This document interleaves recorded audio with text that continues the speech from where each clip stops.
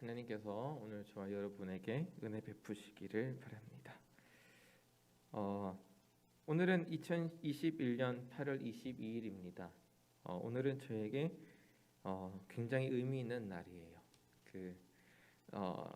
우리 사랑하는 딸아이가 만 2돌 되는 날입니다. 그래서 2019년 8월 22일에 태어났는데 돌이 지나고 2돌이 되었어요.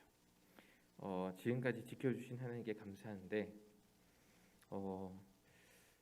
아이가 태어날 때를 한번 생각을 해봤습니다. 아이가 태어날 때를 생각해봤는데 아이가 태어나고 나서 한 3일 정도 만에 건국대학교 병원에 입원을 하게 되었어요. 이제 산부인과에서 태어나서 한 3일 정도 지났는데 갑자기 간호사 선생님이 저를 부르는 거예요. 아빠,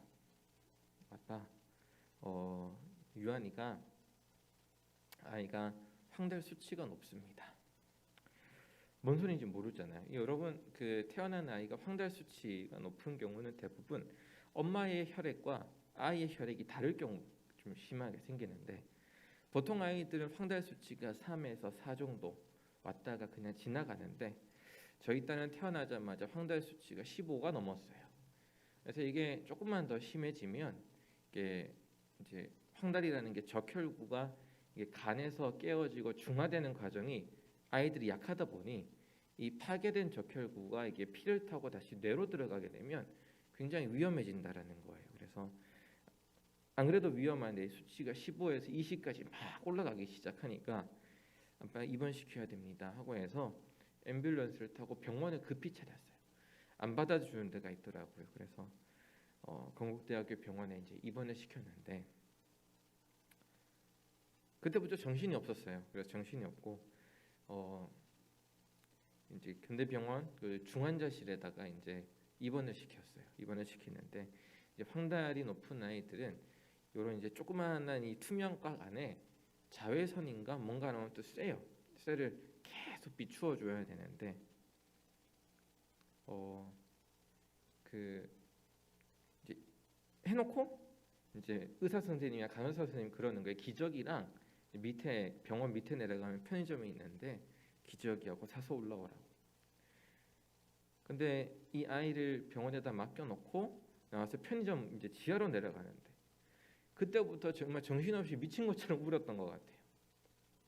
그래서 막 엘리베이터도 잘못 눌렀다가 그 편의점은 저기 있는데 막 여기 가서 막 울고 막 그러다가 기어코 이제 어찌됐든 우여곡절 끝에 기저귀하고 몇 개 필요한 걸 사가지고 물티슈하고 사가지고 이제 병원 올라갔어요. 올라갔는데 이제 황달 치료를 위해서 이렇게 광선을 쏘는데 이 광선을 쏘면 애 피부가 꺼끌꺼끌해져요. 거의 가문 땅처럼 이렇게 꺼끌꺼끌해지고 이렇게 해변에 선탠하면 이게 피부 벗겨지는 것처럼. 그런데 그 피부를 태어난 지 3일 된 애 그 피부를 제가 만지고 있는데 그때부터 정신이 없는 거예요. 어찌됐든 그 병원에 입원을 시켜놓고 이제 아내가 이제 안에 병원에 누워 있 산부인과에 입원해 있잖아요. 아내한테로 왔어야 됐는데 발이 안 떨어지는 거예요.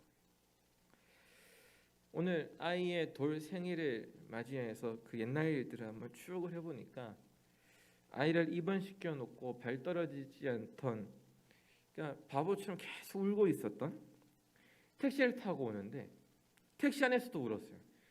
그러니까 이 병원에서 산부인과로 가니까 택시 기사가 감을 잡은 것 같아요. 애가 입원했구나. 근데 그게 하나님의 우리를 향하신 마음이 아닐까 싶어요. 사랑하는 자기 백성이 아프고 사랑하는 자기 교회가 분쟁과 싸움에 늘 지쳐 있고 그 자기 교회와 자기 백성들의 모습을 보면서 하나님은 무슨 생각을 하고 계실까? 그런 생각이 듭니다. 여러분들을 향하여서 눈물을 흘리고 계시는 하나님의 마음이 매일매일 잘 전달될 수 있으면 참 좋겠습니다. 하나님의 사랑과 하나님의 눈물은 변하지 않으리라 생각을 해요. 어쨌거나 아이가 2돌이 되어서 이제 말을 빠르게 배우기 시작을 했어요. 그래서 유하나 하고 부르면 네 하고 부르요. 대답도 하고, 그리고 이제 아이가 저한테 그러는 거죠. 아빠 누워 있지 말고 앉아서 놀아. 아빠 괜찮아? 아빠 유한이 물 주세요. 이제 그렇게 표현을 다 하더라고요. 말이 조금 빠른 것 같긴 한데 자기 표현이 늘어나기 시작을 해요.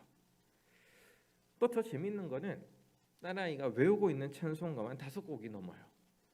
그래서 날마다 우리에게 양식을 주시는 이제 음식 찬양할 때 그 찬양도 부르고 있고, 예수님은 누구신가 우는 자의 위로와 이것도 다 불러요. 혼자서. 다 너무 좋은데 어느 날 문득 보니까 집에 들어가니까 아내가 오더니 유한이 좀 부르는 거예요.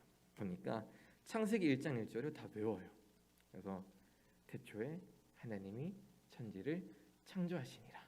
아이가 그걸 외우는 거 보니까 너무너무 신기한 거예요.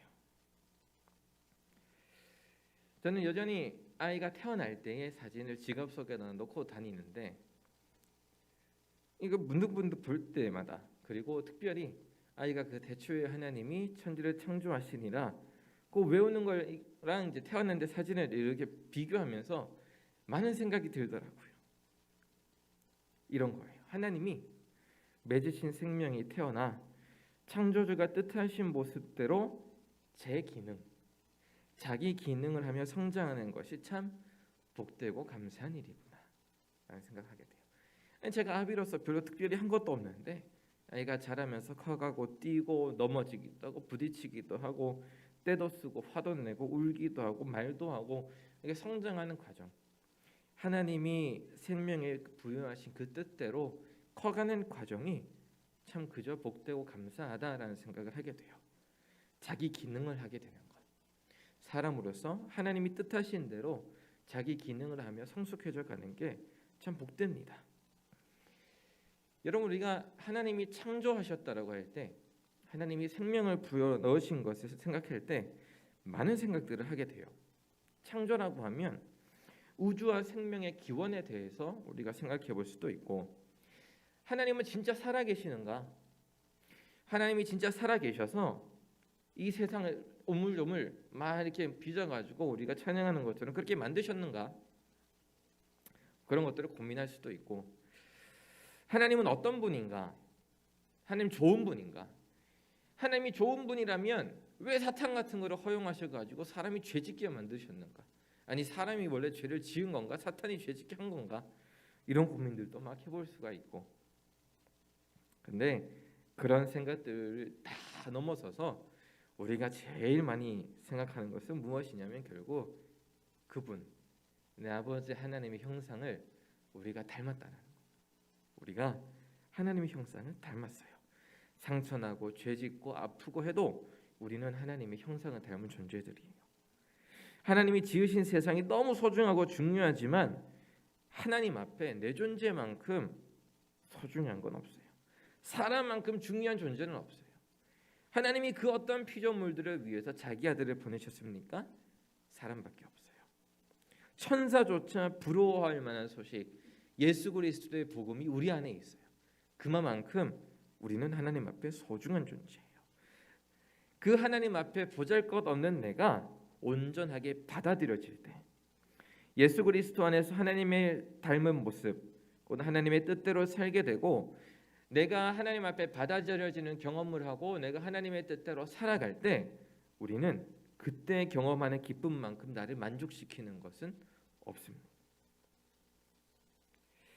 창조를 생각하며 나를 생각하고, 나를 생각하며 내 존재와 내가 해야 될 역할과 기능을 생각하는 것, 줄여서 하나님 안에서 내가 나의 기능과 역할을 제대로 할 때 우리는 굉장히 행복하게 돼요.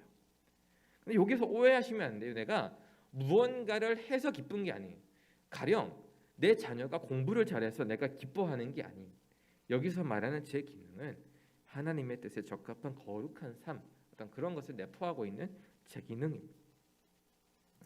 창세기의 기록에 따라 혼돈하고 공허하며 흑암이 깊었던 세상이 하나님이 일하심으로 인해서, 하나님이 일을 하셨대요. 하나님 일하심으로 인해 원래의 자기 모습을 찾아갑니다. 그래서 오늘 잠언에는 어떻게 기록이 되어 있냐면 30절에 보면 하나님이 일하시는 모습을 보고 곁에서 보고 있던 지혜가 얼마나 그 하나님의 일하시는 모습이 아름다운지 지혜가 기뻐했다라고 기록을 하고 있어요. 여러분, 지혜는 우리에게 있어서는 이제 예수 그리스도입니다. 지혜가 그 하나님이 일하시는 모습을 보고 너무 기뻐했다라고 기록을 하고 있는데, 하나님은 그러면 어떻게 일을 하셨을까?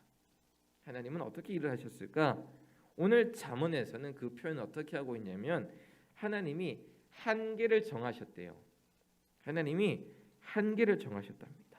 파도 이야기, 바다 이야기를 하면서 물이 넘어오지 못하도록 한계를 정하셨다라고 기록을 하고 있는데, 여기서 한계는 사람이 할 수 있는 능력이 없다, 사람은 무능력하다, 이런 무능력함으로써의 한계를 의미하지 않습니다. 오히려 하나님이 피조물들 사이에 뚜렷한 구분을 지으시고 서로 존중되어 돋보이도록 기준을 정하셨다는 뜻에서 한계라고 읽는 것이 훨씬 적합한 표현입니다. 여러분, 생각해 보시지요. 바다가 넘쳐가지고 육지로 넘어오면 숨을 쉬고 살아가야 될 생명들이 그 기능을 상실하고 죽습니다. 바다가 육지로 넘어오면, 그런데 육지에 살아가는 생명들이 죽을 뿐만 아니라 반대로 원래 바다에 있던 생명들도 같이 떠밀려 와가지고 바다가 그 물이 빠지게 되면 바다에 살던 생명들도 죽어요. 자기 한계, 자기가 넘어가야 될 선을 넘어서서 움직이면 넘어선 사람이나 넘어가서 피해를 입은 사람이나 모두 다 상처를 입게 되죠. 바다가 오염이 되면 그 역시 문제입니다. 처음에는 바다의 생물들이 하나씩 빛을 잃어가지만 결국 그거는 사람에게로 돌아오죠. 이 문제가 최근에 거두된 것이 도쿄올림픽이죠. 후쿠시마 식자재 때문에. 여러분, 바다 말고 또 산을 한번 생각해 봅시다. 산이 견고하게 서 있으면 그곳에서 살아가는 동물들은 쉼을 얻지만, 산이 무너지면 나무도 무너지고, 그러게 되면 거기에 살던 생명들뿐만 아니라 평지에 살아가는 생명들도 굉장히 위험에 처합니다. 그런데 바다이든 산이든 그 모든 피조물들 중에 그 기능에 따라 가장 극과 극의 모습을 보여주는 것이 있는데, 그것이 바로 사람입니다. 최상, 최고, 가장 높으신 하나님의 형상을 닮은 사람이 그 기능을 제대로 하면, 하나님의 뜻대로 살아가면 너무 아름답습니다. 그래서 시편 133편에 기록이 되어 있기를, 보라, 형제가 연합하여 동거함이 어찌 그리 선하고 아름다운고. 머리에 있는 보배로운 기름이 수염, 곧 아론의 수염에 흘러서 그의 옷깃까지 내림같고, 헐몬의 이슬이 시온의 산들에 내림같도다. 거기에서 여호와께서 복을 명령하셨나니 곧 영생이로다. 형제가 사랑하여 연합하는 하나님의 모습을 가진 그것을 보니 하나님이 누리고 있는 그 영생이 거기에 있는 것 같은 아름다움을 경험한다는 뜻이죠. 사람이 하나님의 뜻에 따라 기능을 하게 되면 너무 아름다운데, 한편 사람이 하나님의 뜻에서 벗어나 본래의 자기 기능을 하지 못하고 악을 행하면 최악, 최저, 가장 추한 모습을 보입니다. 가인이 아벨을 죽였습니다. 왕으로 세움을 받았던 사울이 재위 기간 동안 다윗을 흠내고 죽이기에만 혈안이 되어 있었습니다. 아합이 자기 권력으로 나합의 포도원을 빼앗았습니다. 신약 성경에 이런 니편 내편 가르느라 고린도 교회가 바람잘 날이 없었어요. 고린도 교회뿐만 아니라 교회들마다 다 그런 문제들을 가지고 있었어요. 그래서 초기 교회는 거룩하다 하기에는 문제가 너무 많아요. 다 자기 주장이 옳다고 치고 가르고 싸우니 교회마다 아프지 않은 교회가 신약 성경에는 없었어요, 사실.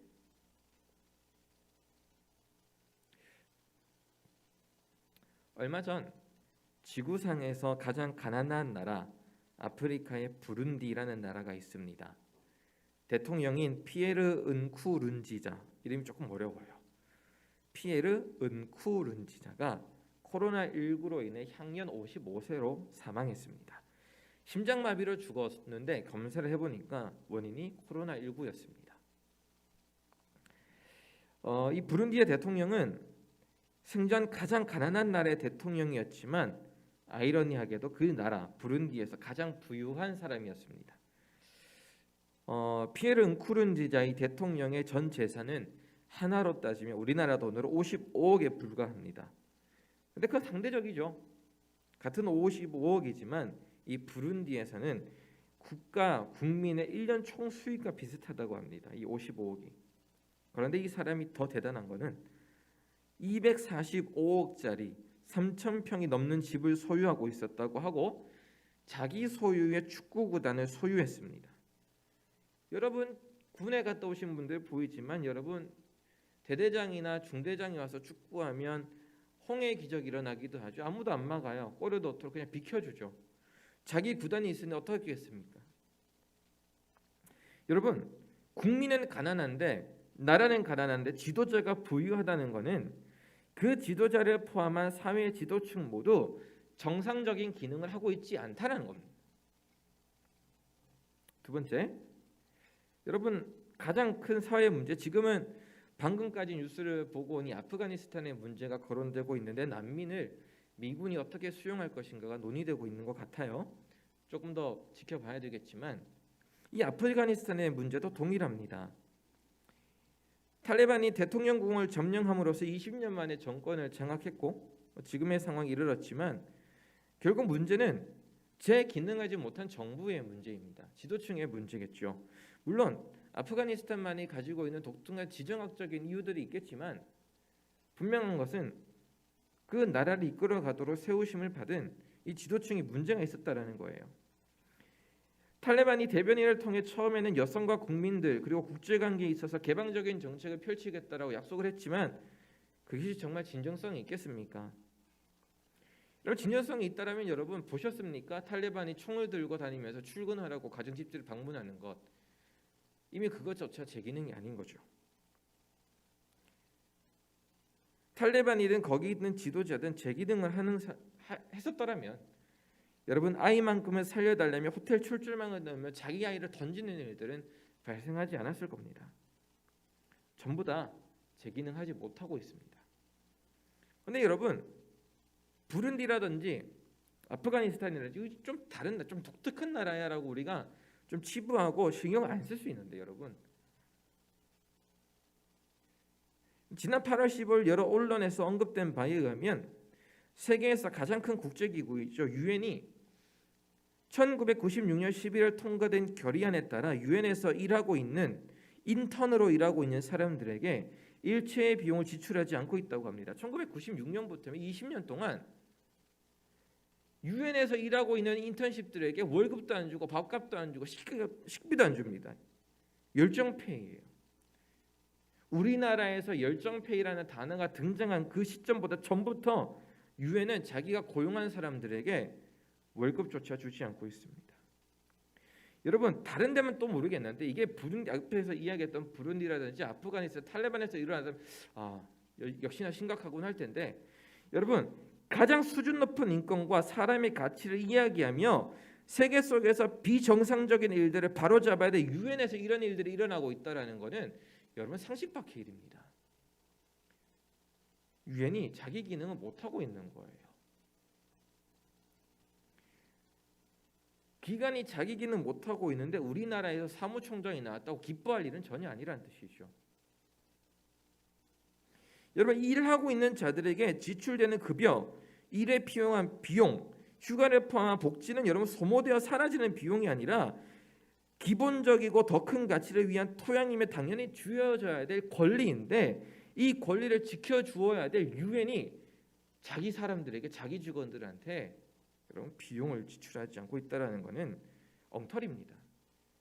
본인들이 그렇게 하면서 자기 모습을 거울로 보지 못하면서 현재 아프가니스탄을 포함한 세계 각지에서 일어나고 있는 분쟁과 전쟁과 가난과 빈곤에 대해서 어떻게 유엔이 개입할 수 있습니까? 명분이 없습니다. 국제기구도 자기 기능을 하지 못하는데 세계가 고민하고 있는 부와 가난이 어떻게 해결될 수 있겠습니까? 부유한 부호들의 기부금을 우리가 계속 생각하면 될 것이 아니라 사람들이 세워놓은 기부들이 제 기능만 하더라도 제 기능만 한다고 생각을 하면 여러분 문제는 조금 더 해결될 가능성이 크죠. 자, 그러면 믿는 사람들은 어떻게 해야 될까? 믿는 사람들은 어떻게 하나님의 뜻대로 제 기능할 수 있을까? 고민을 좀 해봤습니다. 어려운 질문이지만 여러분, 우리나라 역사에 미국 북장로교 소속으로 우리나라에 선교사로 오셨던 언더우드라는 선교사님이 계세요. 우리가 흔히 소위 말하는 아펜젤러 언더우드라고 하잖아요. 아펜젤러 선교사님은 미국의 북감리교 소속이셨고 언더우드 선교사님은 미국 북장로교입니다. 여러분, 우리나라에도 콜레라가 있었어요. 그래서 1890년 콜레라가 우리나라를 포함한 아시아를 휩쓸을 당시에 여러분 미국, 일본, 한국, 아시아 쪽, 이 아시아에 가까운 이 러시아 있잖아요. 이쪽에 여기 전체에서 8만 명 정도가 사망했다고 합니다. 콜레라로 인해서. 요때 3년 정도가 지난 1893년, 그러니까 이게 19세기 말 1890년대에서 1900년도 초반은 천년도라든지 아니면 이 콜레라가 우리나라에 매년 있었다고 합니다. 그래서 선교사님들이 굉장히 고생했어요. 어찌되었거나 이런 문제가 계속 우리나라에서 발생하고 전염병이 도니까 1893년 장로회 공의회가 열렸어요. 이때 한국인 지도자들도 참석을 했는데 이 선교사님들과 이 한국 사람들이 성찬식을 나누는 자리에서 선교사님들이 우리가 병에 걸리 감염될 수도 있으니까 한국 본토인들과 우리 성찬식 못한다 이렇게 하고 나눠지려고 한 거예요. 그때 이 언더우드 선교사님이 이렇게 이야기했다고 합니다. 본토인과 함께 성찬을 나눌 수 없는 선교회가 과연 어떤 좋은 일을 할 수 있으며 만일 우리가 한국인과 함께 주의 성찬의 자리에 앉을 수 없다면 어떤 봉사를 할 수 있는가라고 언더우드 선교사님이 질문했다고 합니다. 우리가 서로 분열되고 너와 나를 가르면 싸우면 옳고 그름을 따져가지고 서로 죽이기에 혈안이 된다라면 어떻게 주님의 일과 선교를 한국 땅에서 할 수 있는가? 언더우드 선교사님이 이야기한 거예요. 이때 콜레라, 이때 천년두, 이때 문제는 지금 코로나 사태로 인해 괴로워하는 한국교회의 상황과는 조금 달라요. 한국교회의 지금 상황은 앞으로 한국교회가 어떻게 변화될 것과 방향성에 대한 문제라면 여기는 조금 더 본질적인 문제이지요. 여러분, 이 언더우드 선교사님의 일화는 여러분 구제의 문제를 앞에 두고 분열의 위기에 있었던 사도행전의 교회를 생각나게 하죠. 여러분, 사도행전 6장에 따르면 헬라파와 히브리파 사람 과부들이 구제를 두고 좀 구제에 관한 불평등한 일들 때문에 갈등이 생겼어요. 여러분, 헬라파와 히브리파 각각의 사람들이 우리는 서로 함께할 수 없어라고 그냥 등 돌리고 돌아가가지고 다른 했으면 어떻게 되었을까요? 여러분, 답은 하나예요. 헬라파 교회가 따로 만들어졌을 거고 히브리파 교회가 그때 따로 만들어졌을 거예요. 근데 여러분, 성경은 그게 답이라고 이야기하지 않아요. 헬라파 교회, 히브리파 교회가 따로 세워지고 그 나름대로 신앙생활도 하고 교회가 가지고 있는 선교 사업도 하고 뭐도 하고 많이 했겠죠. 그런데 그게 주님 보실 때에는 기쁘지 않았던 것 같아요. 사도들은 그렇게 분열하는 것이 옳지 않다고 생각했습니다. 그리고 한 가지 더, 사도들은 자기들이 해야 될 본질에 집중했어요. 사도들은 기도와 말씀에 집중하고 나머지 행정적인 문제들은 믿음과 성령의 충만한 집사를 세워서 교회의 작은 부분 하나까지도 재기능하게 만들었습니다. 사도들과 집사들이 협력하는 관계였지 서로 싸우는 관계가 아니었다라는 거죠. 나눠지지 않았습니다. 그리고 나서 갈등이 해결된 후 사도행전 6장에 기록된 교회 반응은 어떠하냐면 기뻐하였다라고 합니다. 사도행전 6장의 교회가 이 갈등을 하나님의 뜻으로 극복해내고 자기 기능을 해내가면서 기뻐했다라고 성경은 기록해요. 갈등을 넘어 본질을 보고 그 본질에 적합하게 서로가 자기 기능을 찾아가는 것은 참으로 하나님이 보실 때에 기뻐할 일이 아닐 수가 없습니다. 오늘 잠언에서 지혜가 말씀하시는 것처럼 하나님의 창조 질서에 따라서 생명이 부여되고 자기 기능을 하게 되면 하나님은 너무 기뻐하시는 거죠. 여러분, 우리 상일교회에 기쁨이 가득하길 원합니다. 교회의 구석구석 그리고 우리 개인의 신앙생활 구석구석 면면히 살펴보았을 때에 하나님이 우리에게 정하신 생명의 기준과 생기가 가득하길 저는 소망합니다. 어떻게 할 수 있을까요? 나아갈 때에 답은 한 가지밖에 없어요. 주님이 말씀하시기를 기도 외에는 이런 유가 나올 수 없느니라. 기도와 말씀으로 거룩하여 지민이라. 기도와 말씀밖에 없는 줄로 믿습니다. 그래서 이 시간 기도하겠습니다. 우리 함께 반주해 주실 때 좀 기도하는 시간 가지죠. 하나님, 나에게 진리의 빛을 비추어 주십시오. 진리의 빛을 비추셔서 내가 지금까지 잊고 살았던 내가 해야 될 역할과 사명에 대해서 눈을 뜨게 해주십시오. 내가 하나님이 부여하신 생명, 내 존재의 기능을 온전히 할 수 있도록 하나님 나에게 지혜를, 은혜를 베풀어 주십시오. 내가 하나님의 뜻대로 살아가기 원합니다. 하나님의 생명으로 살아가기 원합니다. 우리 교회가 하나님의 뜻대로 살아가기 원합니다. 우리 좀 진지하고 진솔하게 한번 기도하겠습니다. 기도하겠습니다. 하나님, 우리가 하나님의 뜻대로 생활하기 원합니다. 하나님, 우리가 참으로 하나님이 우리를 세워